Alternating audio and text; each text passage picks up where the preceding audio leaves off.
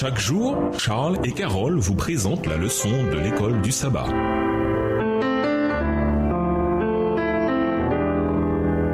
Bienvenue à votre émission Dieu nous parle. Nous à la leçon de vendredi. Nous vous invitons à lire dans le livre Jésus-Christ les chapitres La tradition, Barrière renversée et le véritable signe, écrit par Ellen G. White. Ce péché subtil et trompeur est très répandu encore aujourd'hui parmi les disciples de notre Seigneur. Le service que nous offrons au Christ, notre communion les uns avec les autres, sont si souvent gâchés par le secret désir de glorifier le moi. Combien on aspire aux éloges, à l'approbation des hommes. C'est l'amour propre, le désir de suivre une voie plus facile que celle que Dieu a indiquée, qui fait substituer des théories humaines et des traditions aux préceptes divins. Il importe donc de rappeler aux disciples eux-mêmes les paroles du Christ. Gardez-vous attentivement du levain des pharisiens. La religion du Christ est la sincérité elle-même. Le zèle pour la gloire de Dieu est le mobile implanté par le Saint-Esprit. Seule l'action effective de l'Esprit peut y parvenir. Seule la puissance de Dieu peut bannir l'égoïsme et l'hypocrisie. Un tel changement constitue le signe de son action. Quand la foi que nous recevons détruit l'égoïsme et la vanité, quand elle nous fait rechercher la gloire de Dieu plutôt que la nôtre, nous savons qu'elle est de bonne qualité. Père, glorifie ton nom. Jean 12, verset 28. Tel était le ton dominant de la vie du Christ. Si nous le suivons, ce sera aussi le ton dominant de notre vie.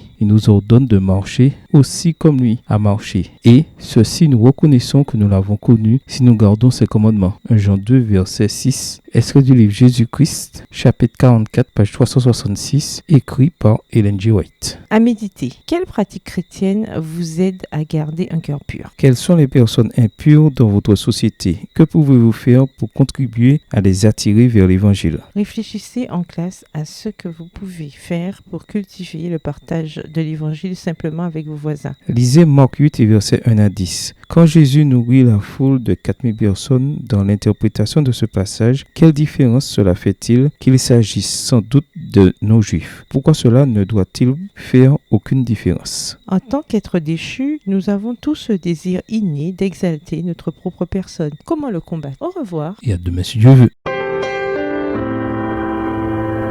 Dieu nous parle. Chaque jour, Charles et Carole vous présentent la leçon de l'école du sabbat.